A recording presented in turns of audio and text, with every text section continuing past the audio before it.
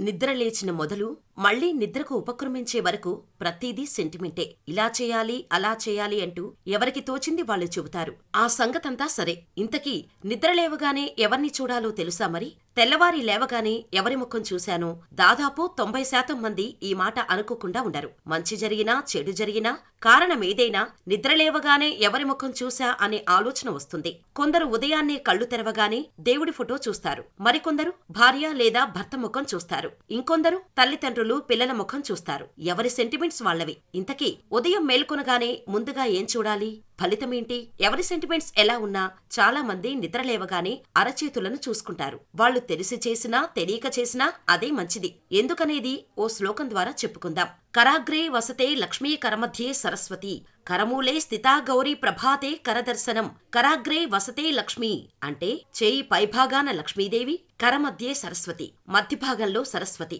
కరమూలే స్థితా గౌరీ చివరి భాగంలో గౌరీదేవి కొలువై ఉంటారు. ప్రాతకాలంలో ఈ శ్లోకం చదివి 2 చేతులు కళ్లకు అద్దుకుని లేవాలి. అయితే కోట్లాది దేవతలు ఉండగా నిద్రలేవగానే ఈ ముగ్గురిని మాత్రమే ఉదయాన్నే ఎందుకు స్మరించాలంటే, ఏ పని చేసినా చేతి చివరి భాగం ప్రధాన పాత్ర వహిస్తాయి. చేతివేళ్లతో ఎంత పని చేస్తే అంత లక్ష్మీదేవి, అంటే ఎంత కష్టపడితే అంత ఫలితం, అంత డబ్బు నీ సొంతమవుతుంది.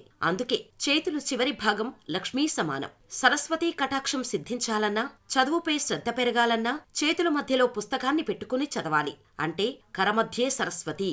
చదువుపై ఎంత శ్రద్ధ, పుస్తకాన్ని పట్టుకోవడంలో ఎంత నిబద్ధత ఉంటే అంత సరస్వతీ కటాక్షం అన్నమాట. కరమూలే స్థితా గౌరీ అంటే చేతి మూలం మీదే శక్తంతా ఉంటుంది. నేలపై పడినప్పుడైనా పైకి లేచేటప్పుడైనా చేతి తమ్మి భాగంలో ఆనుకుని లేస్తాం. అంటే పైకి లేపే శక్తి అంతా చేతి మణికట్టు దగ్గరే. అమ్మవారి స్వరూపాన్నే శక్తి అంటాం. ఆ స్వరూపం గౌరీదేవి. అందుకే కరమూలే స్థితా గౌరీ అని చెబుతారు. జీవితంలో ఎప్పుడైనా కింద పడితే నీ చేతుల ఆధారంతో ఎలా పైకి లేస్తావో, జీవితంలో కష్టాలను ఎదుర్కొని అలాగే పైకి లేచి నిలబడాలని అర్థం.